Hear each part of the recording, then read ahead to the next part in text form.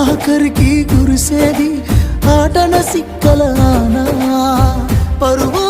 పరుగు అంటూ తీస్తిరిగదనే పరుగు పానం పోయినంక మోగేదే డప్పుల దరువు ఉండదనికే హాని పిల్ల పాపాలతోని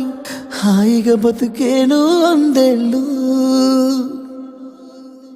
నువ్వు పువ్వులు అల్లుకొని పోతున్నవే అత్తగారింటికి నే పువ్వులు జల్లుకొని పోతున్ననే కాలే కాటికి